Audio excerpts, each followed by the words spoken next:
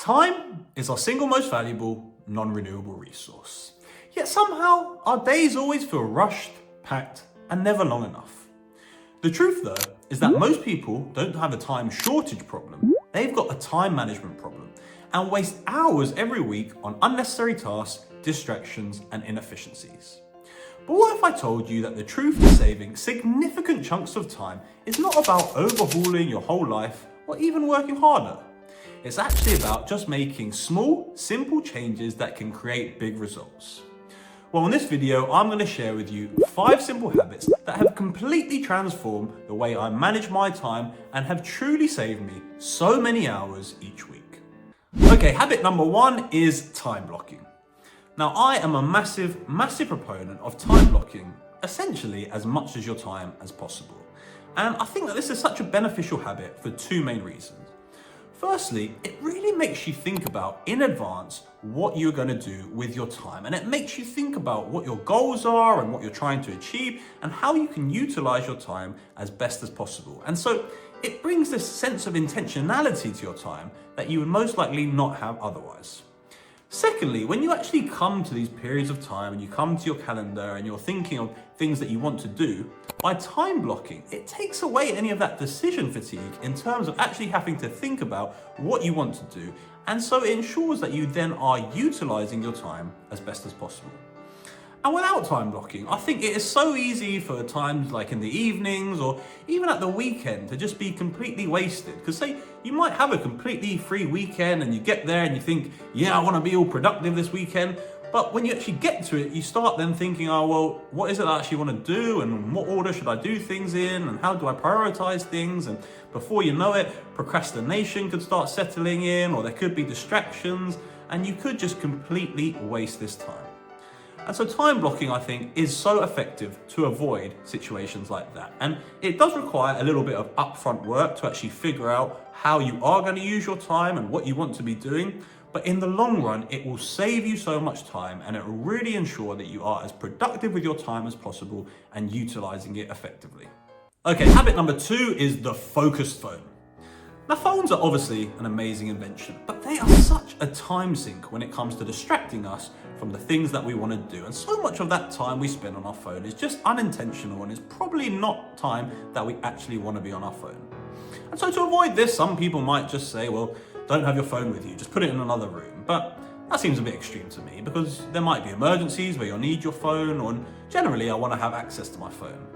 There is also these apps these days where you can limit the amount of time you can spend on other apps, or you can put an app in so that you've got to type in some sort of code or do something a little bit wacky to actually access your phone. But again, that seems a little bit unnecessary and perhaps too far for me. But there are 2 simple things that I do to minimize my phone time. So the first thing that I do is that when I'm trying to do some focused work or I really just don't want to be on my phone, I just simply put it face down.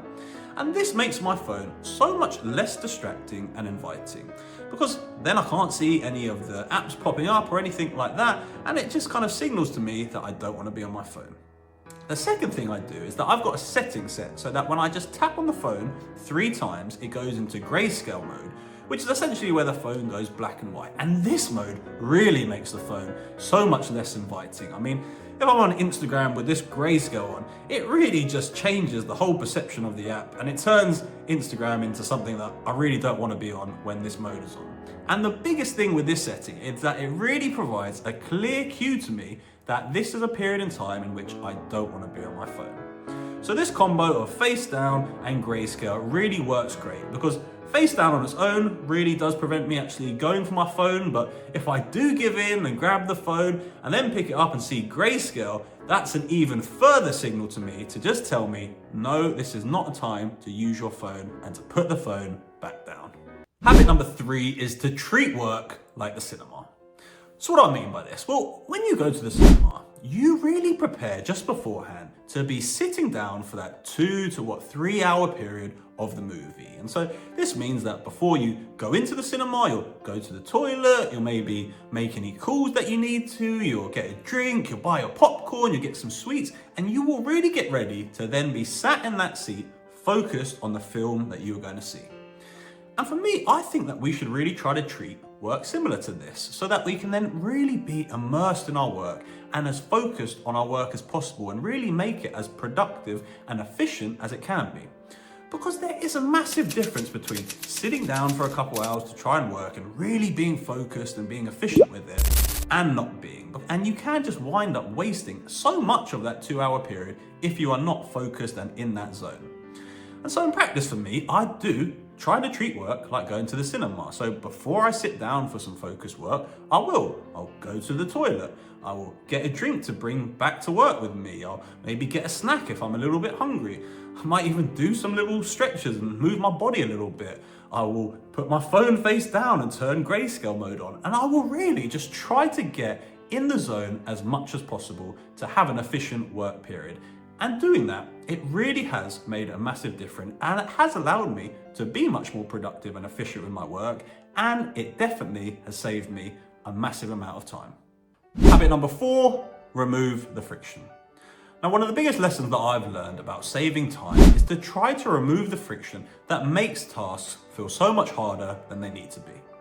And friction in this sense could be anything. It could be a small inconvenience, a missing thing, maybe it's just indecision like we talked about with time blocking.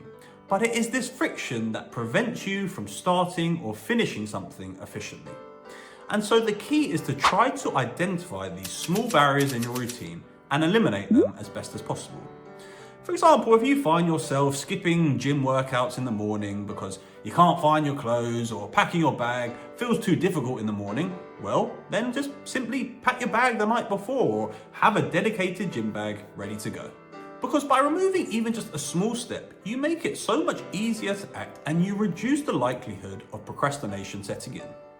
And this principle applies to pretty much everything in life. For instance, if you want to eat healthier, meal prep in advance. Or if you find it difficult to focus at work, clear up your workspace and remove any distractions so that you can immediately dive into a task.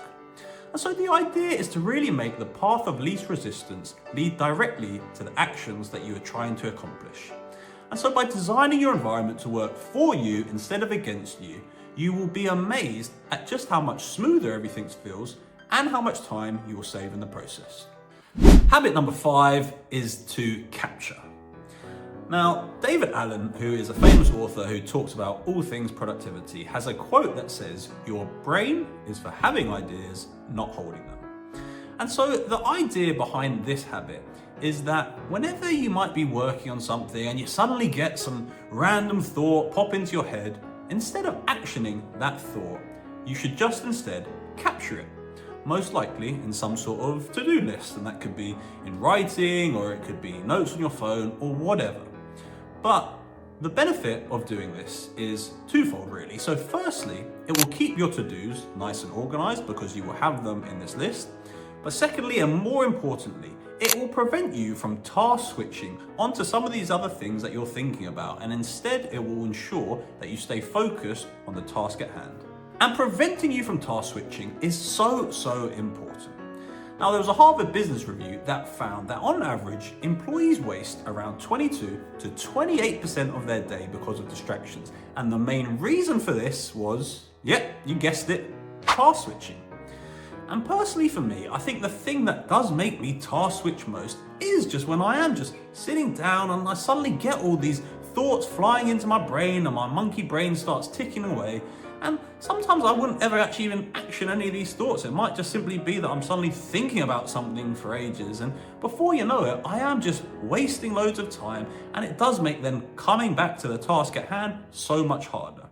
And so by simply just writing down and capturing any of these thoughts that come in, it really does ensure that I am, again, so much more focused and productive in terms of what I'm trying to do. And it saves me a hell of a lot of time. Okay, there you have it. 5 simple habits that truly do save me so much time. I hope you found this video useful. If you did, please check out my previous upload here. It'd be great also if you like this video, and I'd love it if you subscribe to the channel. Thank you very much for watching, and I will see you in my next video.